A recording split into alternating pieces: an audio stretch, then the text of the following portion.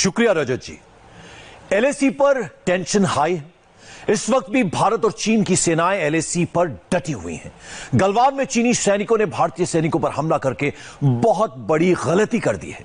भारत ने चीन को 3 फ्रंट्स पर घेरने का फुल प्रूफ प्लान रेडी भी कर लिया है। आर्मी ने थोड़ी देर पहले ही कहा है कि वह हर हालात के लिए पूरी तरह से तैयार है।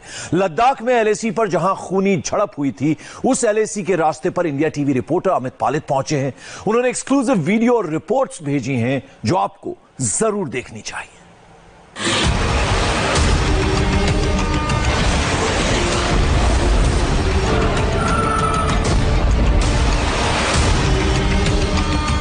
भारत ने चालबाज चीन को चारों खाने चित करने वाली अचूक स्ट्रेटजी तैयार कर ली है।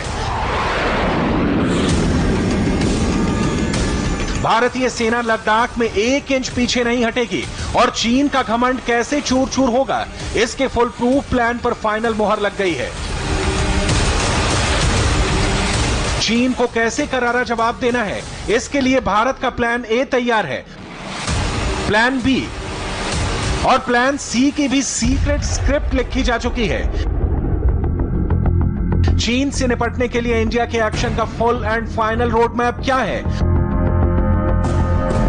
इसकी पूरी जानकारी लद्दाख में एलएसी के करीब पहुंचने वाले इंडिया टीवी रिपोर्टर अमित पालित देंगे। मई के महीने से ही हमारी सेना ने पूरी तैयारी कर ली थी और धीरे धीरे एलएसी पर भारतीय सेना ने न सिर्फ अपने फौज की तादाद बढ़ाई, बल्कि हमारे जो तमाम इक्विपमेंट्स हैं, हथियार हैं, गोला बारूद हैं, सारी चीजें धीरे धीरे वहां पहुंचा दी गई। आपको बता दें, अभी भी वहां पर जो हमारे हथियार हैं, हमारे जो सैनिक हैं, उन्हें पहुंचाया जा रहा है। उन्हें जिन जिन चीजों की जरूरत है वो यहीं से भेजा जाता है। लेकिन सरहद तक पहुंचना यानी एलएसी तक पहुंचना कितना मुश्किल है, ये भी जानना बेहद जरूरी है।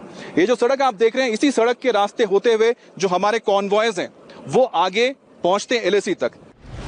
लद्दाख में जहां चीन और भारत में ठनी हुई है, उससे काफी करीब पहुंचकर अमित पालित ने ग्राउंड रिपोर्ट तैयार की है। मेरे पीछे आप देख सकते हैं, ये जो सड़क आगे जा रही है ये डुरबुक जाती है। और डुरबुक कौन सी जगह है? डुरबुक वो जगह है जहां से डुरबुक, शायोग, उसके बाद आप पहुंचते हैं दौलत बेग ओल्डी। तो डुरबुक, शायोग, दौलत बेग ओल्डी यानी कि DSDBO रोड, जिसको लेकर चाइना लगातार भारत के साथ कड़ी आपत्ति जताता रहा है, वही सड़क यहां से आगे की तरफ जाकर मिल जाती है। वहां आर्मी की कैसी तैयारियां हैं, एयरफोर्स कैसे एक्टिव है, इसकी एक झलक अमित पालित को ऑन द स्पॉट देखने को मिलेगी। जो एलएसी है, चाहे वो चुमुर का इलाका हो, चाहे वो चुशुल का इलाका हो, चाहे वो पेंगोंग लेक का इलाका हो, या फिर वो गलवान वैली का इलाका हो, उस पूरे इलाके में आपको बता दें कि जो भारतीय जो सेना है, धीरे धीरे उसने अपना रेनफोर्समेंट पर भेजा है। यानी कि जो अतिरिक्त हमें फोर्सेस चाहिए थे वो वहां पर पहुंच चुके हैं। वहां पर बताया जा रहा है 10 से 15 हजार सैनिक और वहां पर पहुंचे हैं। और साथ ही साथ आपको बता दें कि नीचे आप देख सकते हैं कि वहां पर किस तरह से जो हेवी व्हीकल्स है, यहाँ पर आप देखिए कॉन्वॉय यहाँ पर रुका हुआ है। वहां पर बहुत सारे आपको 4 टन जो बड़े ट्रक्स होते हैं आर्मी के, वो नजर आ रहे होंगे। कौन कौन से स्टेप उठाए जा चुके हैं और आगे उठाए जाएंगे, इसकी एक एक डिटेल आपको बताएंगे। उससे पहले चीन की चाल और चीन के जाल को तार तार करने वाले ट्रिपल लेयर एक्शन को जान लीजिए। फ्रंट लाइन पर चीनी फौज को करारा जवाब देने के लिए मिलिट्री को खुली छूट दे दी गई है। सांप भी मर जाए और लाठी भी ना टूटे, इसके लिए चीन के साथ डिप्लोमेटिक लेवल पर घेराबंदी जारी है। चीन की जान उसकी इकोनॉमी में कैद है, इसीलिए ड्रैगन को दर्द देने के लिए इंडिया का इकोनॉमिक अटैक भी शुरू हो गया है।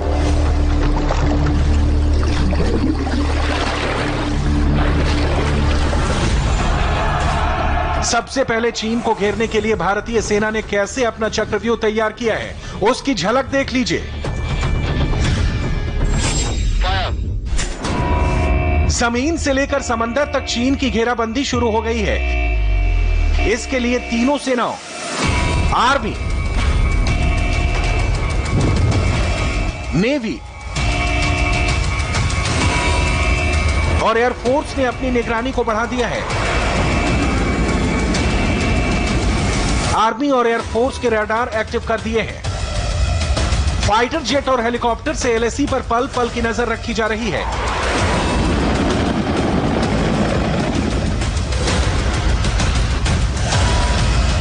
इतना ही नहीं, नेवी के वॉरशिप भी रणनीतिक लोकेशन पर तैनात कर दिए गए हैं।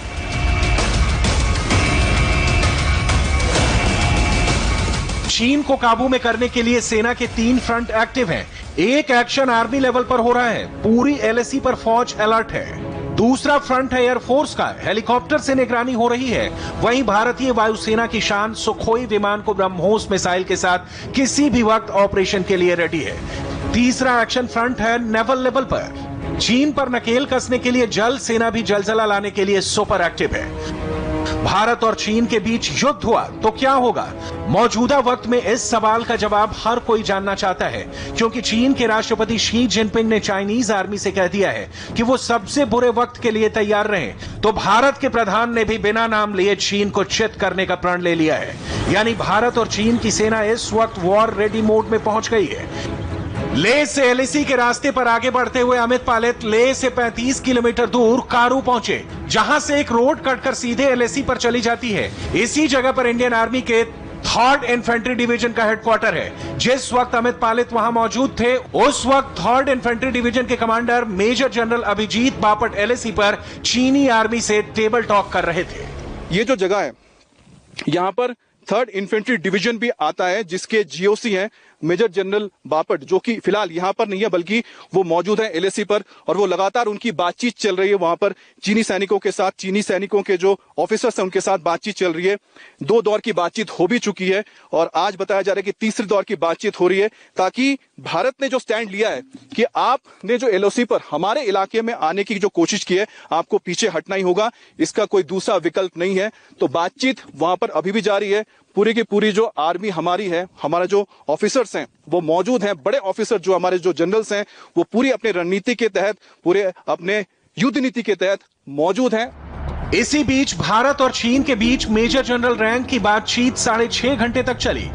टेबल टॉक पॉजिटिव रहा, लेकिन कई मामलों पर तनाव अभी भी बरकरार है।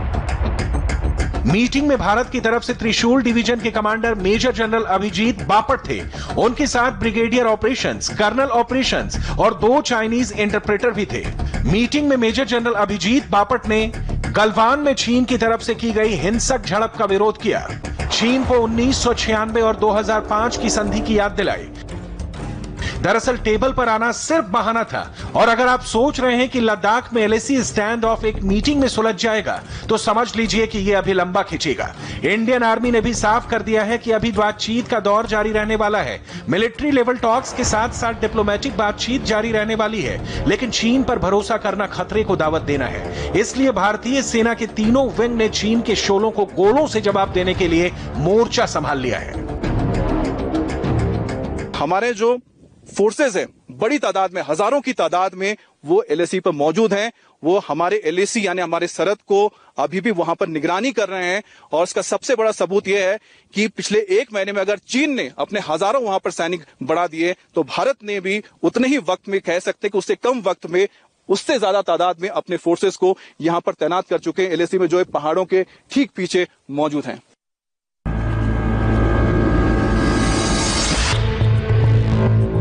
चीनी आर्मी कैसे युद्ध की तैयारी कर रही है, इसका सबूत है ये तस्वीरें। चीनी आर्मी के युद्धाभ्यास को देखिए। इस वॉर एक्सरसाइज का असल मकसद भारतीय सेना के मुकाबले के लिए खुद को तैयार करना है। वीडियो में दिख रहे चीनी आर्मी की आंखों में भारत से लोहा लेने का खौफ साफ साफ देखा जा सकता है। चीन और भारत की तनातनी के बीच चीन के सरकारी अखबार ग्लोबल टाइम्स ने PLA 81 आर्मी ग्रुप के इस कंबाइंड आर्मी टेक्निकल ट्रेनिंग का वीडियो रिलीज किया है। सिर्फ जमीन ही नहीं, हवा में भी जंग की तैयारी में चीन लगा हुआ है। इसे आप इस वीडियो को देखकर समझ सकते हैं। इस वीडियो को भी ग्लोबल टाइम्स ने ही अपलोड किया है। इसमें चीनी वायुसेना की एयरबॉर्न कॉर्प्स दिन और रात में युद्ध का अभ्यास कर रहे हैं। दरअसल इस वीडियो के जरिए चीन भारत समेत दुनिया को यह दिखाना चाहता है कि चीन की सेना कैसे लद्दाख में हजारों फीट की ऊंचाई पर जंग लड़ने के लिए खुद को तैयार कर रही है। लेकिन भारत में इससे टेंशन लेने की जरूरत नहीं है, क्योंकि हमारी सेना चीन की हेकड़ी को निकालने के लिए पूरी तरह रेडी है। लद्दाख में एलएसी की तरफ बढ़ते वक्त रास्ते में अमित पायलट को मैकेनाइज्ड इन्फेंट्री का ट्रूप कैरिंग व्हीकल भी नजर आया। यह भारतीय सेना की वो बख्तरबंद गाड़ी है जिसमें जवानों को लेकर एलएसी तक पहुंचाया जा सकता है। नीचे आप देख सकते हैं कि यहाँ पर जो मैकेनाइज्ड इन्फेंट्री के जो इन्फेंट्री ट्रूप कैरियर है वो भी यहाँ पर रखा हुआ है। आप देखिए कितनी बड़ी ये गाड़ी है। इसके साथ ट्रॉली लगी हुई है, बहुत हेवी व्हीकल है। और आपको बताते हैं जो रोड आप अभी देख रहे हैं, इस रोड को जैसे जैसे आगे जाएंगे, पहले बहुत ही पतली रोड होती थी, कई जगह पे तो ये कच्ची रोड थी, लेकिन अब पिछले कुछ सालों में इसे पूरे पक्की सड़क यहां बना दी गई है, वहां पर चौड़ा भी किया गया है ताकि यहां पर इस तरह के हेवी व्हीकल्स को आप बिल्कुल एलएसी तक पहुंचा सकें।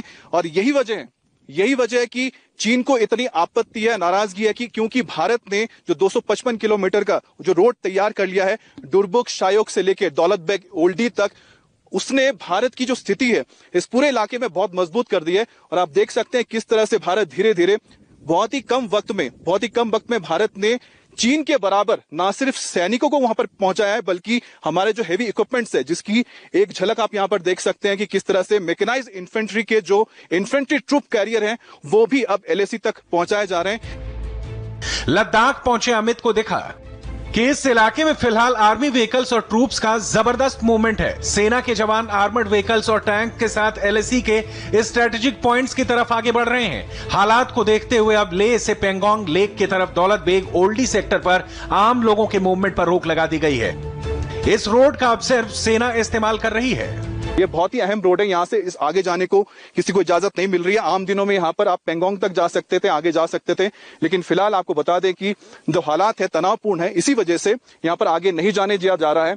और यहाँ पर देखिए लगातार हम देख रहे हैं कि आर्मी के जो कॉन्वॉयज हैं यहाँ से निकल रहे हैं, हेवी व्हीकल, जिसमें आपको बता दें कि ट्रूप्स को भेजा जा रहा है, साथ ही साथ यहाँ पर एम्बुलेंसेज भेजे जा रहे हैं ताकि वहां पर अगर किसी हमारे जो सैनिक है उनको अगर मेडिकल फैसिलिटी चाहिए उनके लिए इंतजाम किए जा रहे हैं। साथ ही साथ यहाँ पर मैकेनाइज्ड इन्फेंट्री के ट्रूप कैरियर्स जो बड़ी गाड़ियां हैं उनको ले जाया जा रहा है।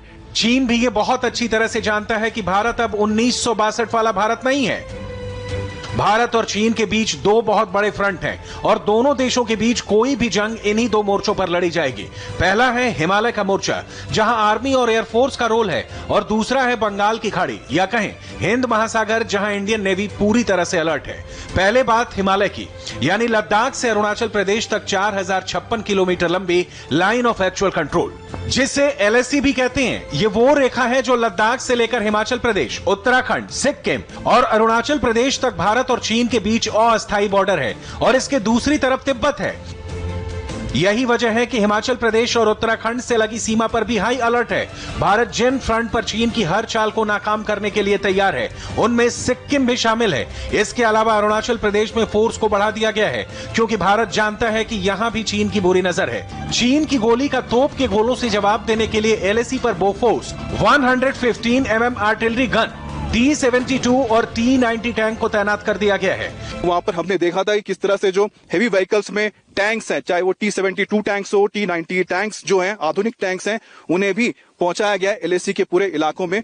तो आप देखिए फिलहाल यहाँ पर जो पूरा इलाका है कितना मुश्किल भरा ये इलाका है। आप देखिए पहाड़ियां यहाँ पर है, 14,000 फीट तक की ऊंचाइयों तक होते हुए ये रास्ते गुजरते हैं, और इन्हीं रास्तों से हमारे जो सैनिक हैं, साथ ही साथ उनका जो साजो सामान है वो पहुंचाया जाता है।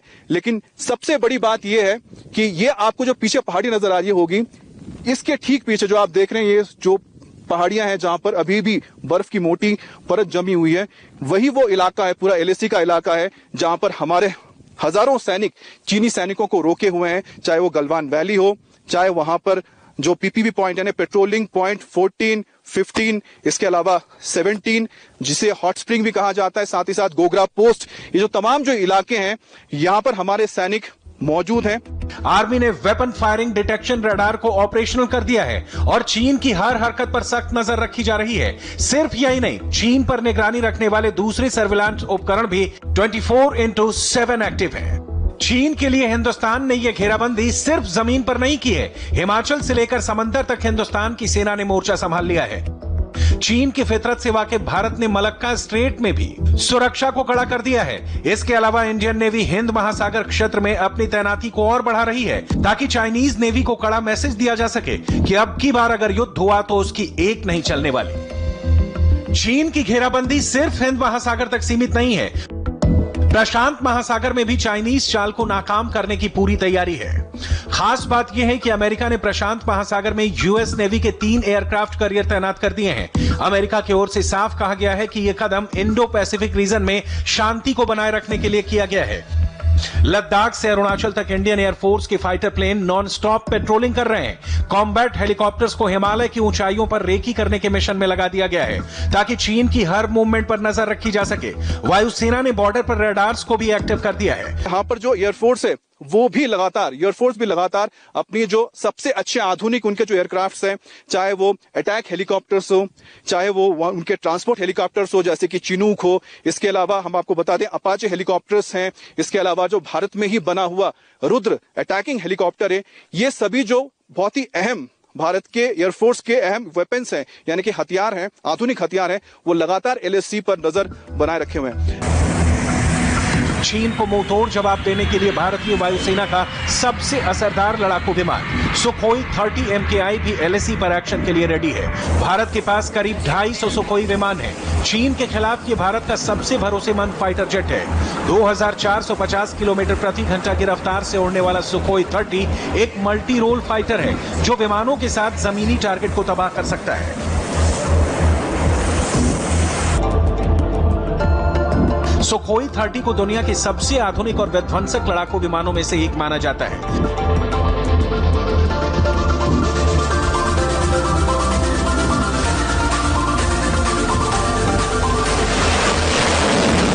भारतीय वायुसेना की जरूरतों के मुताबिक इस विमान में कई बदलाव किए गए हैं। ये फाइटर प्लेन रूस में बना है, लेकिन इसमें फ्रेंच और इजरायली सिस्टम लगाकर इसे और भी ज्यादा घातक बना दिया गया है। चीन को चित करने के इरादे से सुखोई में ब्रह्मोस मिसाइल को इंटीग्रेट किया गया है, यानी यह विमान इंडियन एयरफोर्स का अजेय योद्धा बन चुका है। ब्रह्मोस मिसाइल की रेंज 290 किलोमीटर है, यानी ये टारगेट से करीब 300 किलोमीटर दूर रहकर उसे तबाह कर सकता है। यानी सुखोई चीन में घुसे बगैर उसे तबाह करने की ताकत रखता है। इसलिए अब ब्रह्मोस मिसाइल से लैस कर चीन के लिए रेडी कर दिया गया है। साफ है, चीन की घेराबंदी के लिए भारतीय सेना जल, थल और नभ में मुस्तैद है। ऐसे में क्या चीन चाहेगा कि वो भारत के हाथों घायल हो? भारत अलर्ट है, चीन भी सावधान है। उसने लद्दाख की जमीन पर कदम रखने की गलती कर दी है और अब कदम वापस खींचना उसके लिए और ज्यादा मुश्किल होता जा रहा है। लेकिन प्रधानमंत्री नरेंद्र मोदी का मैसेज क्लियर है, चीन को पीछे हटना ही होगा। सिर्फ मिलिट्री नहीं, डिप्लोमेटिक लेवल पर भी चीन को घेरा जा रहा है। इसका नतीजा भी दिखने लगा है। चारों तरफ से चौकसी बढ़ने के बाद चीन के विदेश मंत्रालय की तरफ से बयान आया है कि वो LAC पर टेंशन को कूल डाउन करने को तैयार है। चीन और भारत के बीच सीमा क्षेत्र में मौजूदा स्थिति आमतौर पर स्थिर और कंट्रोल में है। मेरा मानना है कि दोनों पक्ष दोनों देशों के नेताओं की आम सहमति के मार्गदर्शन में मौजूदा स्थिति को ठीक से संभाल सकते हैं, संयुक्त रूप से शांति और स्थिरता बनाए रख सकते हैं। सीमा क्षेत्र में शांति दोनों देशों के द्विपक्षीय संबंध और विकास को बढ़ावा देगा। जाहिर है, चीन का यह बयान एक तरह से भारत की डिप्लोमेटिक जीत की शुरुआत है, लेकिन चीन पर सिर्फ कूटनीतिक चक्रव्यूह ही नहीं रचा गया है। मिलिट्री के साथ इकोनॉमिक फ्रंट पर भी चीन बुरी तरह से गिर गया है।